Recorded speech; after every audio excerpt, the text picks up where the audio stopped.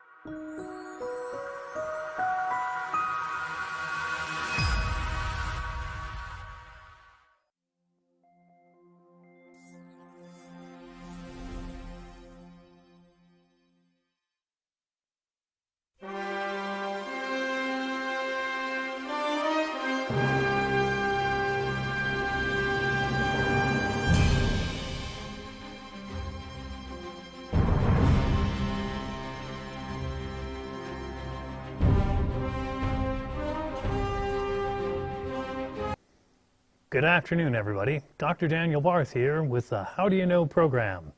We're glad to see you back again for episode number 70. And this week, it's new rings for Quaroar. You may not have heard of Quaroar before.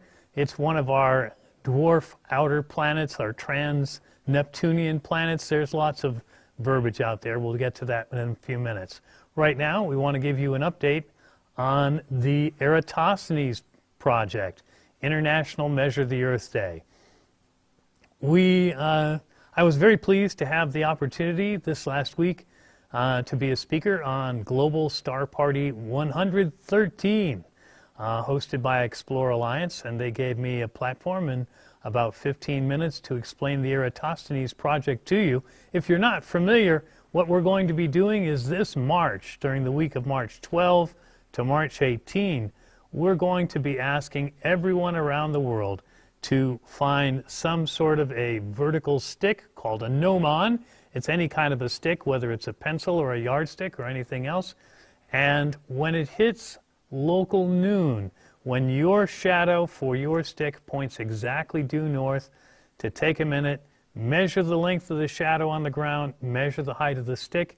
Doesn't matter whether you're using a broomstick or a pencil, and we have some videos for you. But I had a chance, as I say, on the Global Star Party to tell everybody about that project. And if you download this week's show notes, there's a link in there to help you find that. What we're actually doing is we're going to be asking people around the world. We have a global audience here with How Do You Know? Global Star Party, of course, has a worldwide audience.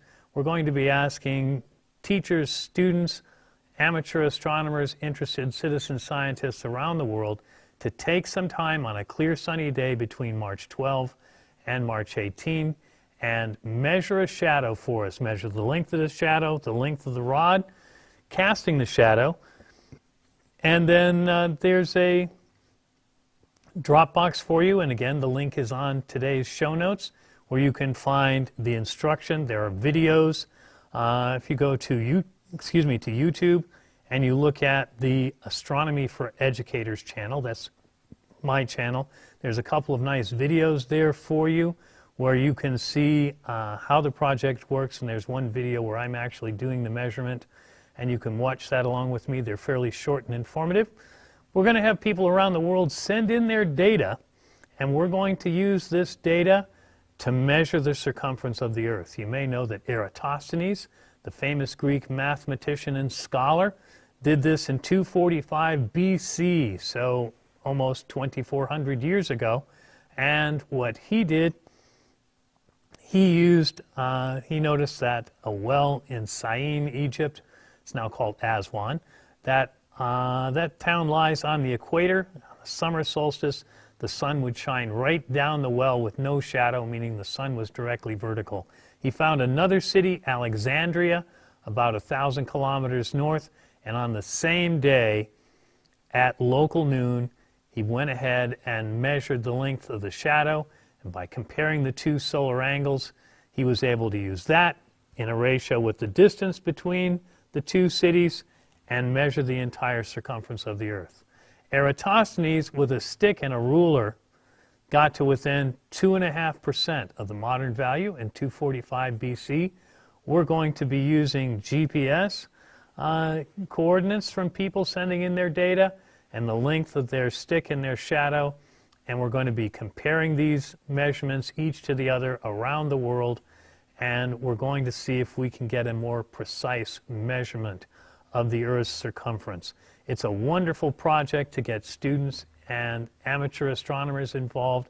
It gets you to engage in this experiment, this ancient classical experiment, because we've all asked, what do we do next? Oh, you do that astronomy stuff? What do you do next?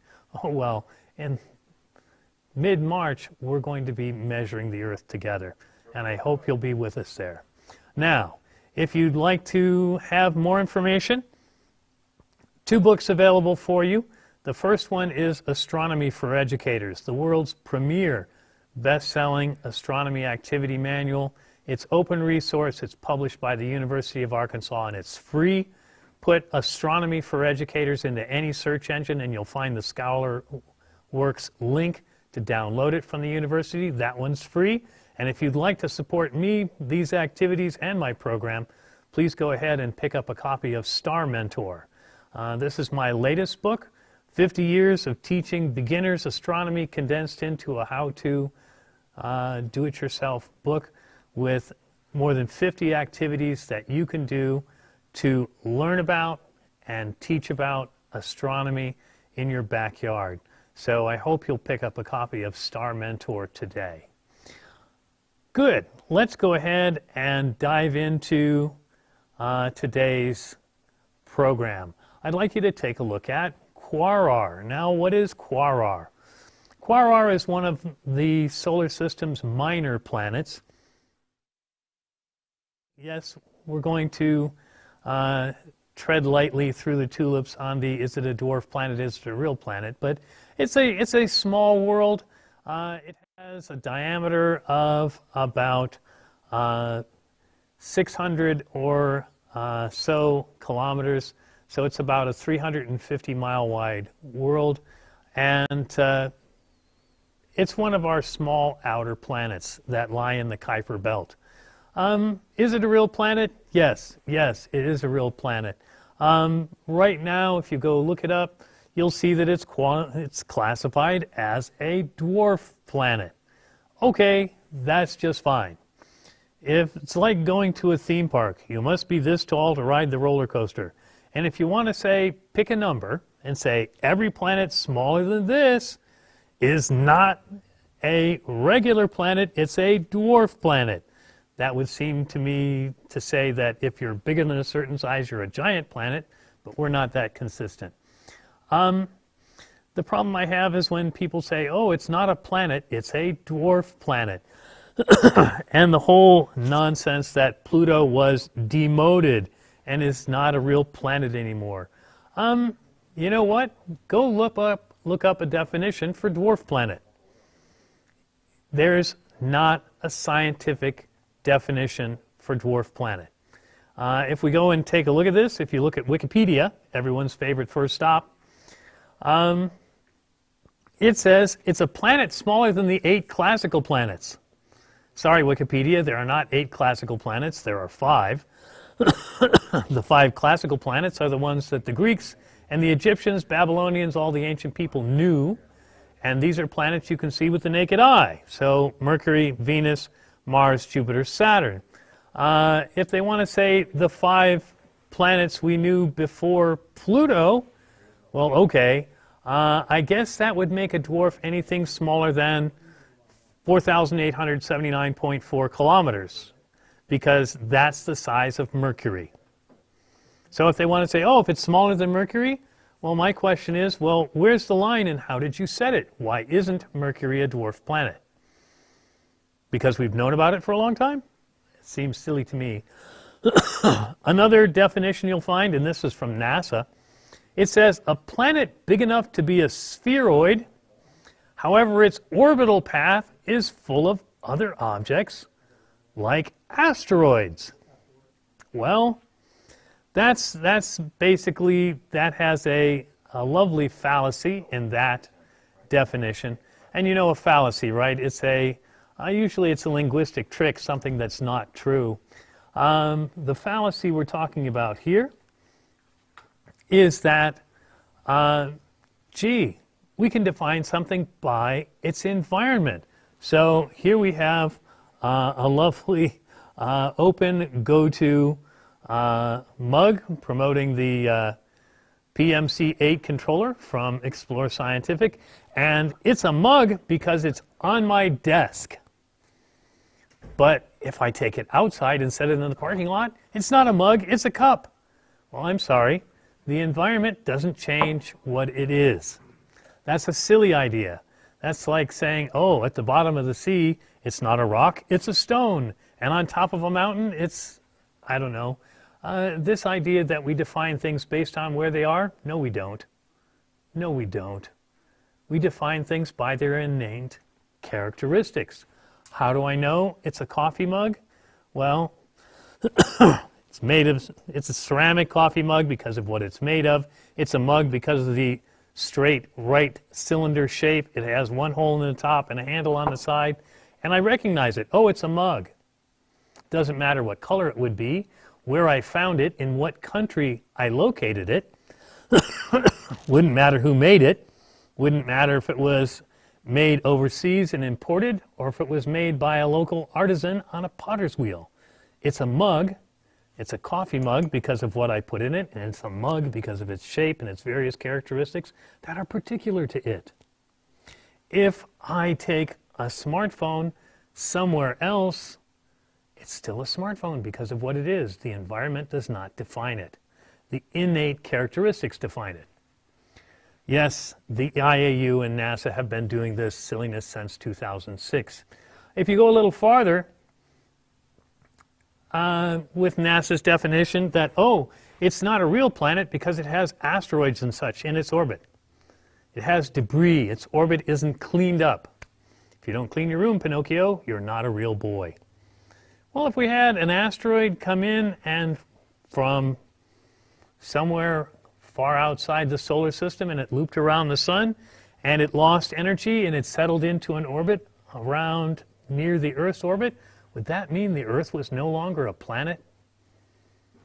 Would it mean if 2 asteroids collided in the orbit of Jupiter, and so now it was full of scattered bits of rubble and pieces and the orbit wasn't cleaned up nicely, does Jupiter lose its planet status? That's really silly, and yet that's the definition the International Astronomical Unit has given us. You could also go ahead and go to Britannica. Let's go to the Encyclopedia Britannica. Dwarf planet, a body other than a natural satellite or moon that orbits the sun and that is, for practical purposes, smaller than the planet Mercury, yet large enough for its own gravity to have rounded its shape substantially, unquote. Does that sound precise and scientific to you? Doesn't to me. It's verbose, it's confused. And the other thing it says is, oh, dwarf planets orbit around the sun. Other solar systems don't get to have any. None of this makes any sense. And if you go look for the definition of planet, it doesn't get any better. A planet is a celestial body that is A, in orbit around the sun. Exoplanets need not apply. B, it has sufficient mass for its self-gravity to overcome rigid forces so that it assumes hydrostatic equilibrium. That means it's round except for the bulge because it spins. And it has cleared the neighborhood around its orbit. That's the International Astronomical Union. This basically, the hubris fallacy is in there. True planets only orbit our sun. Really?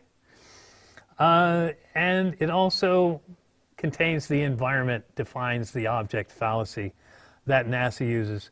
So basically, now you're going to go, okay, Doc, what is a planet? What's the definition? I'll give you the definition I've used for more than 30 years in my own astronomy courses. Planet: an object large enough so that its gravitational field has compressed it into a spheroid. There's that hydrodynamic equilibrium thing. What does it mean? If you have a planet out in isolation, it will compress into an almost perfect sphere, but there's always mountains, craters, hills, valleys, and if the planet spins very rapidly, the equator will bulge a bit. But it's still a sphere. Planets are formed, it's large enough to crush itself into a sphere, but it's too small to support hydrogen fusion at its core. If you get a Jupiter that's big enough and the core ignites hydrogen fusion, it's not a planet anymore, it's a star. So what's a planet? Its own innate characteristics, its mass, its gravitation, its shape, and whether or not if it's too big to be a planet, it ignites and it becomes a star. Pretty simple. Planets are formed around stars, but there are rogue planets that get ejected and they wander interstellar space. We've detected them, and they're still planets because they were formed around a star. They're big enough to be a sphere, and they're not big enough to ignite into a small star. So it's the characteristics of the object itself that determines what it is. Common sense. Thank you. Quaoar, and that's spelled Q-U-A-O-A-R. How many other words? There's a trivia question. I want a word of 6 letters with a consonant on each end and 4 vowels in the middle. It's apparently a deity from the Tonga people from the South Pacific. Anyway, Quaroar is hard to study because its diameter, about 690 miles, about 1,100 kilometers, and its mass is quite small, 0.06 Earth masses, and it's somewhere, it has an elliptical orbit, and it goes between 41 and 46 AU away. 40 AU is the neighborhood of Pluto, so this guy averages about 6.5 billion miles from the sun, so far away, small object, non-luminous, and quite tiny. It's hard to see. Orbital period, 289 years, so it takes a long time to go around. So what's all the fuss about Quaroar? Well, how do we study these far, far away planets? One of the ways that we do study these, and we've done this with Pluto and other bodies, is we watch for an occultation. What do we mean by that? If we have a distant star, something in our own galaxy but quite far away, and the planet travels and crosses directly in front of it, well, what would you think if you are in a car and you're driving down the road and it's near sunset and there are some trees along the side of the road, and as you're driving by you see the light of the sun flickering? Why? Because as you drive past them for just a moment, the trees block part of the sunlight, then you drive past the tree and you get the full sun again. This is called an occultation. Anything, one dark object passes in front of a bright one, blocks it from view for a moment, either fully or partially. That's an occultation. So you might imagine with a planet that's that small, 1,100 kilometers, and it's 6.5 billion miles away, you're talking something very small, so its path to go right in front of a star has to be extraordinarily precise. We have to know exactly the size of the body, exactly the orbital path of the body. We have to know, and these occultation events have been known since ancient times. Excuse me. The moon occasionally occults a planet. That's how ancient astronomers knew the planets were farther away than the moon. And we occasionally get planets to go in front of a star. The ancient astronomers knew this as well, which is how they knew the planets lie in between the orbit of the moon and the orbit of the stars, as they thought of the universe at the time. Well, it turns out that Quaroar had an occultation. You can imagine how rare this event must have been. People study and look for these all the time. And they found one and they said, wow, cool, there's going to be an occultation. We can study this. And what they look for is the light of the star. And I think Paul has I've got it for you. Okay, thank you. We're putting up a diagram of an expected light curve.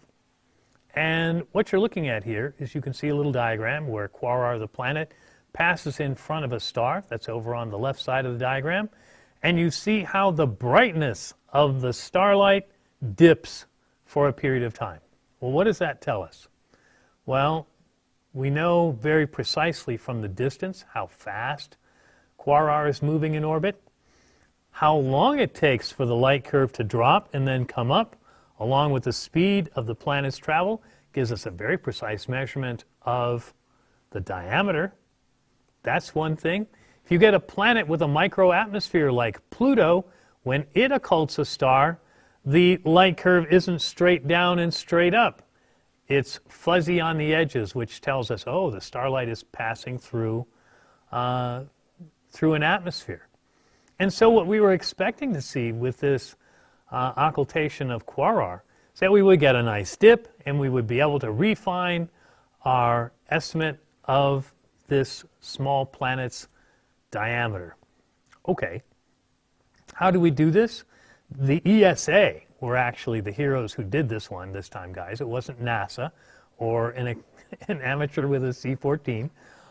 This was the ESA, and they used the Cheops telescope.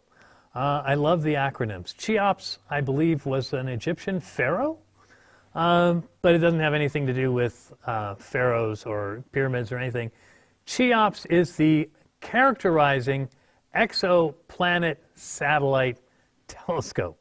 That's the Cheops, and it orbits about 713 kilometers above the Earth, about 443 miles, so considerably farther away than the Hubble. And Cheops went ahead and looked, and we did the occultation here, and we looked at it, and we found out there was a surprise in store. Because when we looked at the occultation, and we've got the observed light curve, which should be up there for you now, I think you can see it, and the observed light curve had the central bump where Quaroar itself passed in front of the star, but it also had twin bumps on either side. They're not as big, and my diagram, friends, is very simplified. This is not actual data. Thank you very much. The data would have error bars, and it would be jiggly-jaggly and all that stuff. That's a scientific term, by the way. But it did have two small bumps, which indicate that something on either side of the planet was blocking the light. Well, what could it be? And they realized pretty closely what they had was a ring. Quaroar had a ring. And you go, okay, why is that cool? It's neat, but we know that Saturn has a ring, Jupiter has a ring, Uranus has a ring, Neptune has a ring. Why is it cool? Well, we did a program on this a while back. How do you know? Episodes 13 and 15 talked about this. I think it was 15 that talked about the rings and what we call the Roche Process. How does a planet like Saturn or Jupiter get a ring? Essentially, if you get a moon that starts orbiting closer and closer, it's spiraling into the planet. If it gets close enough, the near side is closer to the planet than the far side. So gravity pulls on it more harshly or more strongly, and so the round moon will get stretched. And there's a certain point called the Roche limit, where the gravitational stress, what we call tidal forces, they're actually causing tides to rise on the surface of these moons. When the tidal forces get too great, the moon is shredded, disrupted. We believe that the rings around Saturn came from a moon that was about 250 to 300 kilometers in diameter. The average particle size in the rings of Saturn is about somewhere between this, a bit smaller than a soccer ball, football for you European friends. So it's a bit smaller than a football. Imagine you want to take a moon that's 250 to 300 kilometers in diameter and you want to chop it up into football-sized pieces. That's a very efficient shredder, my friends. So this gravitational disruption process, discovered by Edouard Roche, who is a very brilliant French astronomer.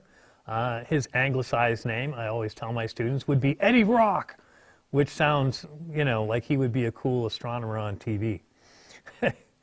But Edouard Roche discovered, looking at gravity, there were two limits, and all rings had to lie between them. If you were too close, you could have a satellite that got too close, it would be shredded into a ring.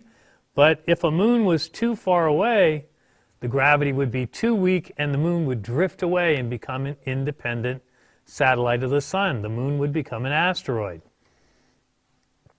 Well, if we look at the moons of Saturn, Jupiter, Uranus, Neptune, the ring's outer edge always corresponds to the Roche limit. Well, how do we know where that is? If we know the mass of the planet and we know the density of the satellite, so there's a different Roche limit if you're made of rock or metal or ice, the three common types of asteroids. Ice is the weakest and it gets torn apart farther away. Stony asteroids can get a little closer without getting ripped to pieces. And we've talked on this program about how the inner Martian moon, Phobos, is spiraling in and getting ripped to pieces right now. If you're made of metal, you can get even closer. But essentially, how strong is the asteroid? And how big is the planet? The smaller a planet you are, the closer your Roche limit is. The Earth's Roche limit is only about 60,000 kilometers.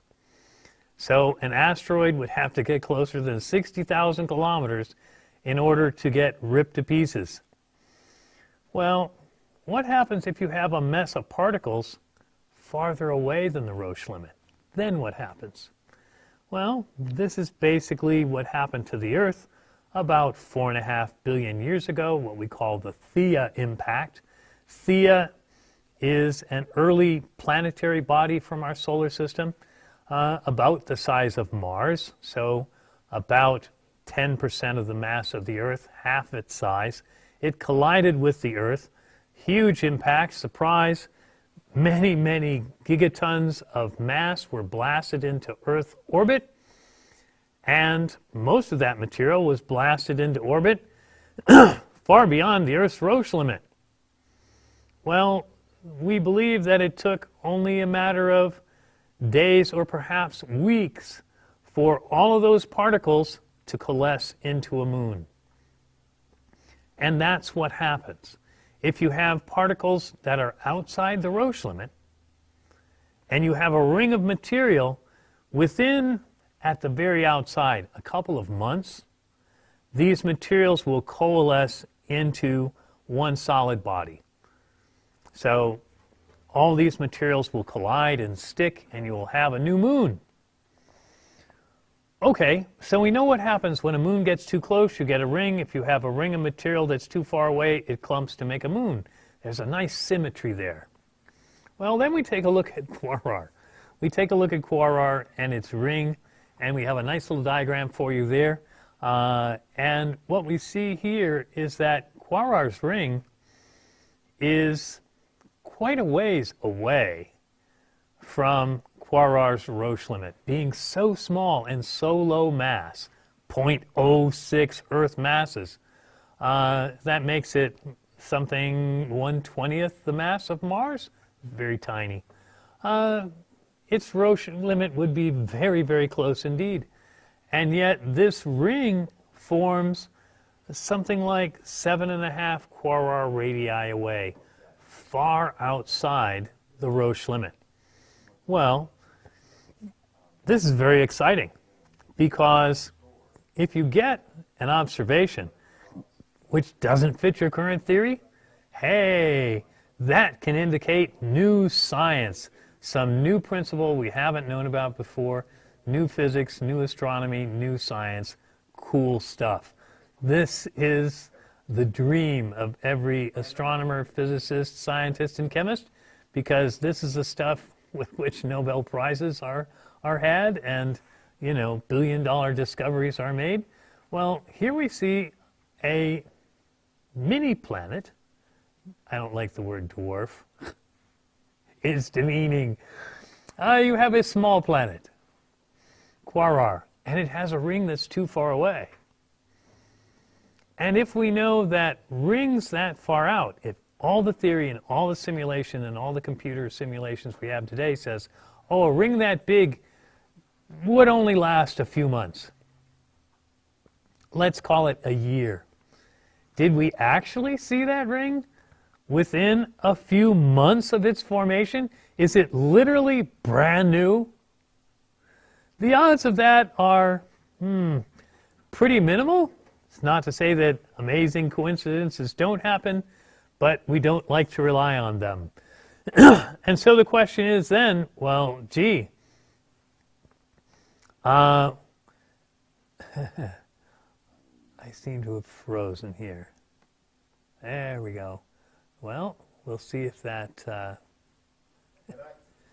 cannot vouch for the veracity of that computer's operating system. Okay.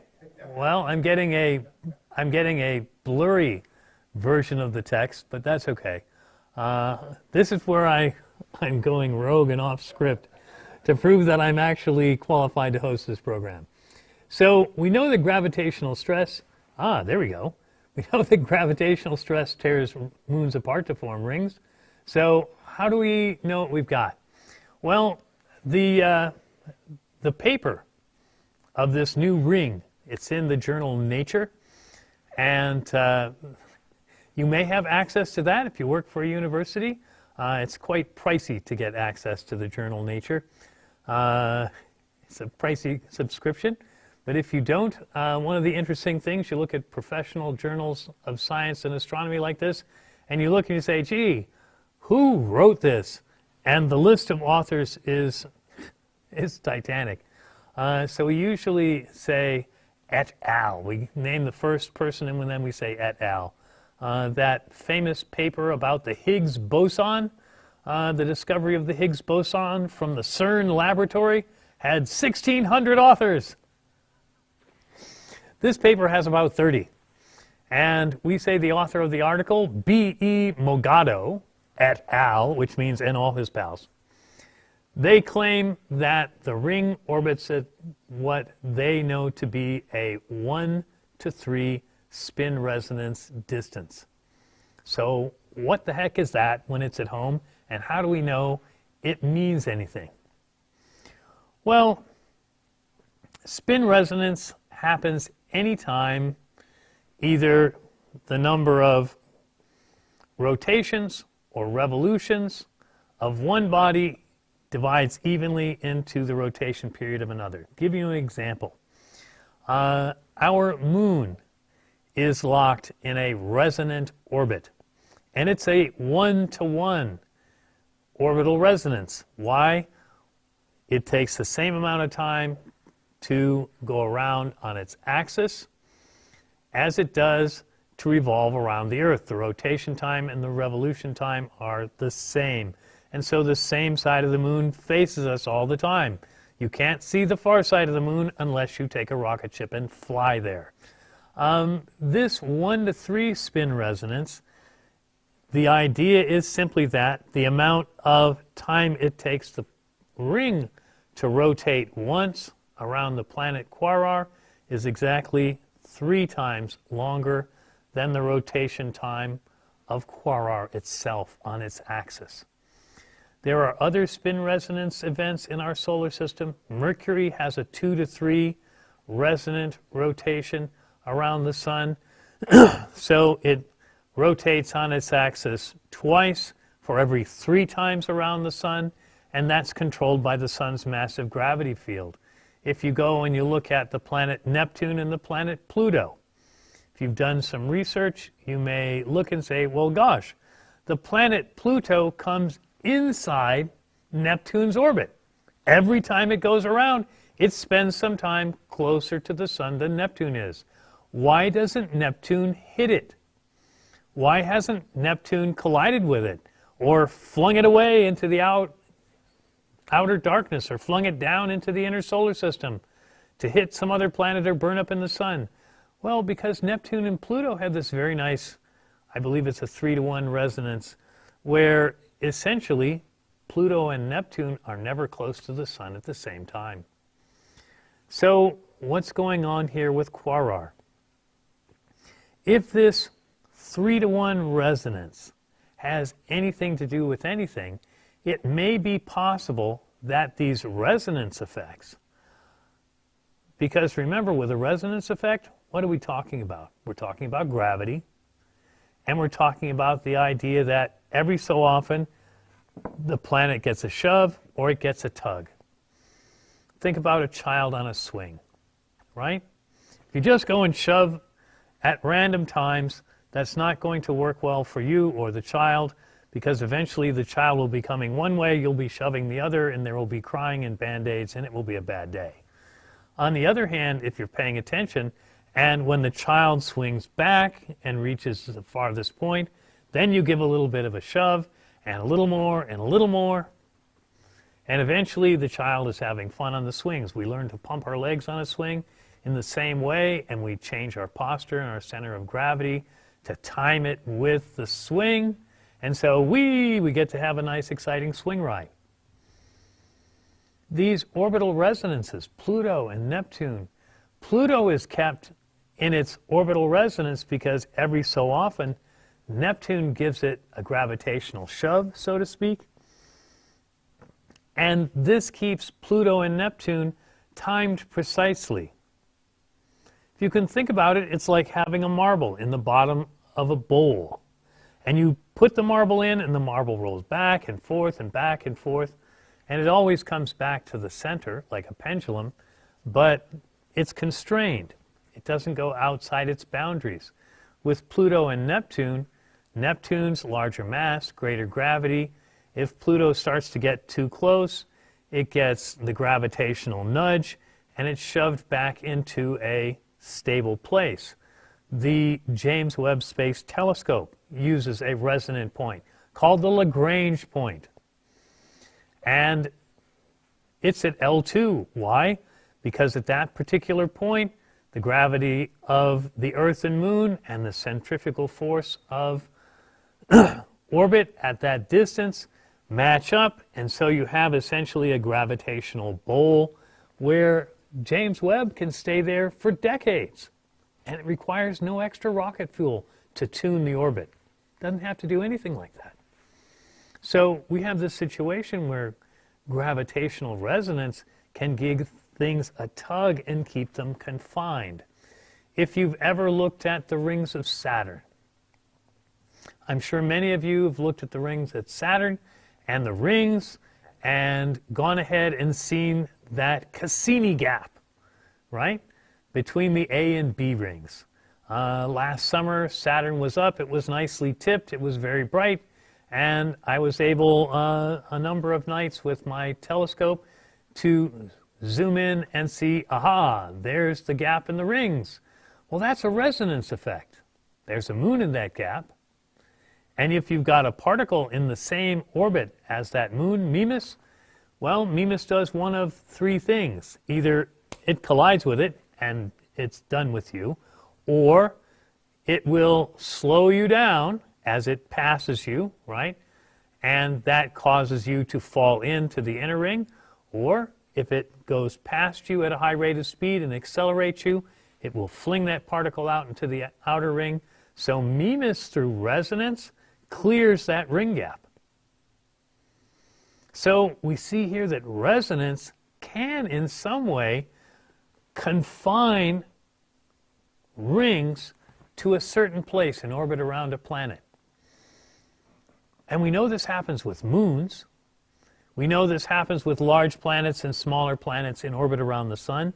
But the question is, does this happen with a very small planet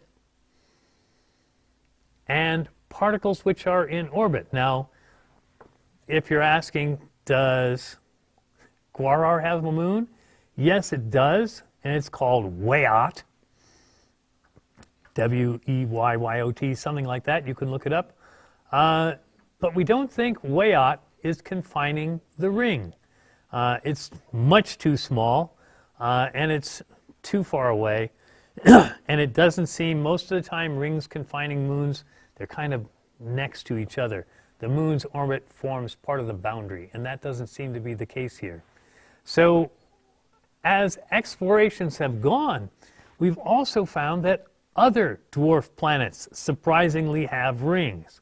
The dwarf planet, I'm going to try to say this right, Chariklo, don't know if I'm doing that correctly, and Haumea. I know Haumea is named after a Hawaiian mythological figure. I have no idea what Chariklo is named after. Forgive me, it sounds like a Pokemon, but I'm sure that's not what they named it after. But they also have rings in this 1 to 3 resonant orbit, which begs the question, could you have a ring in a 1 to 1, 1 to 2, 1 to 4, 1 to 7, 1 to 13? We haven't seen it. And so the question is, what's the mechanism here? And the real answer is, we don't know yet. And that's one of the most exciting things. It is the hallmark, friends, of a good scientist to say, and here's where my knowledge stops, and I know no more beyond that. I'm researching, I'm gathering facts and data, I'm trying out mathematical models, but my knowledge stops here. Hic semper draconis, Columbus. Here be dragons. Out there, we don't know what it is. You see folks today who propound one theory or the other, and we see this all the time. Astronomy, physics, chemistry, climate, doesn't matter. And we say, oh, this is the theory, the science is settled. There's no more unscientific statement than the science is settled. Or don't question, don't be a denier. Sorry.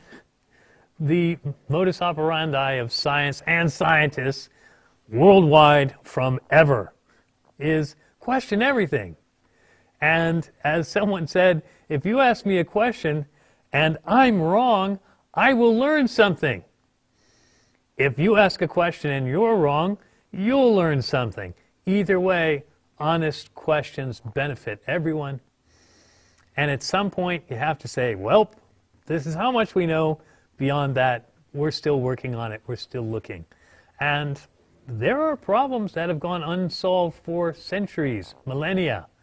The classic is the heliocentric and geocentric solar system.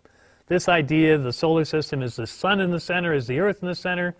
These two theories coexisted for more than 2,000 years. Why? Because no one could figure out an experiment to definitively say, this one doesn't work, this one's wrong, or that one's wrong. And no one had the technology to do an experiment. So it's kind of hard without the technology. How do you think about an experiment to do? Now you may think, oh, we need to do this experiment, so we should work on inventing this device. And that happens sometimes. The Higgs boson was found that way. They built CERN with the idea that they could find this particle one day. But also sometimes we have an apparatus and we're putting it into play and we're going, wow, we're getting odd results. The famous horn antenna from Bell Laboratories, 1963, Peebles, Wilson, et al., and all their buddies, they found there was this hiss, and they couldn't get the hiss out of the radio antenna. They took it apart, they cleaned the antenna, they chased the pigeons away, they resoldered all the metal joints to make them smooth and conductive, they isolated it from electric noise, and they finally figured out, oh, it's not a problem with our equipment. Our equipment is picking up a signal we didn't expect to see. Now what the heck is it? Hello, Big Bang, cosmic microwave background, Nobel Prize, and champagne and caviar all around. So when we look at this and we say, oh, we're finding little teeny tiny planets, which according to everything we know should be too small to have rings. And oh, they seem to have rings. And not just a loner, we've already found 3. How many dwarf planets do we know of? Fewer than 20. And so we've got a sizable percent with rings, and all the ones we know have the rings at this mysterious 1 to 3 resonant distance, where the ring particles travel around once and the planet spins 3 times. And it's this interesting phenomena. We know resonance is powerful. We know resonance controls things. But what's the mechanism here? We don't know yet. And will it give us insight into exploring exoplanets? Possibly. Will it give us insight into exploring the dusty rings around distant stars where planets are forming now? The Webb Space Telescope is looking into those dusty rings, exploring that planet formation process. Why? Well, our own planet formation process was done some 4 to 5 billion years ago. It's a long time. We've got solid planets and a few asteroids, and that's about it. We no longer live in a dusty ring full of hydrogen, helium, and solid particles of carbon and stone and iron. So Webb is looking into these things right now. Could this resonance research lead us to some answers as to how planets form and where they form in orbit around their stars? Does resonant containment cause particles to bunch up? How do you get a planet out of a ring of dust and gas?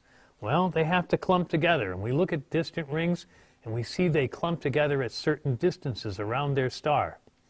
We haven't seen enough of them. We don't have a large enough sample to say statistically, oh, planets will form at these distances. Nor do we have a mechanism that says planets will form at these distances because these forces and factors are at work. We are talking about the bleeding edge of science, physics, astronomy, gravitation, relativity, and observational astronomy. We are at the bleeding edge. If we were talking about a flat Earth, we would be saying, ooh, we're standing at the tippy edge where the ocean falls off into the cosmos. We are literally at the bleeding edge of science. Of course, Einstein points out to us that if everything we knew was a balloon, the volume of ignorance around our little balloon of knowledge would be incomprehensibly vast. So here we are at the edge of the balloon of knowledge, looking out and looking at this phenomena and saying, I wonder what's happening. I wonder how that works. I wonder how significant it is. I wonder if it happens more than just around teeny tiny planets. There's so many possibilities. Science can answer these things by clever people coming up with hypotheses, and they say, oh, this 1 to 3, 1 to 3 is important. Here's the math. Here's why 1 to 1 doesn't work, 1 to 2, 1 to 4, why 1 to 3 is the big number. And if that's true, if we look out in the universe, we should see evidence of this. Are we seeing evidence of how mini planets form rings and bigger planets because stronger gravity has a different mechanism? I don't know. We're strictly speculating at this point. So when we look out and we see things like this, I see things like this and they delight me. They delight me because new science, new possibilities, new hypotheses, new things to explore and wonder about and look at. And that's why I bring you these things and why we go and we explore. How do you know? How do you know how rings form? How do you know how these little mini planets are forming rings where maybe, according to our old theory, they shouldn't? And that's how science progresses. And I'm glad you've come along with me today. If you are new to our program, welcome. Please like and subscribe and come back to see us every week at this time. We're also on YouTube and on Facebook. Look for Explore Alliance on YouTube, or look for Astronomy for Educators on Facebook, and you'll find links. You can write to me at astronomyforeducators@gmail.com. And please, if you have time, if you have a telescope, if you have a binocular, go pick up a copy of Star Mentor and go out and start learning yourself about the universe around us. So when somebody says, but how do you know? You can say, oh, let me show you. And you can take them on a science adventure in your own backyard with your own telescope or binoculars. Thank you very much, everyone, for taking another ride along with me. This is Dr. Daniel Barth wishing you clear skies and hoping to see you again next week. Bye-bye now.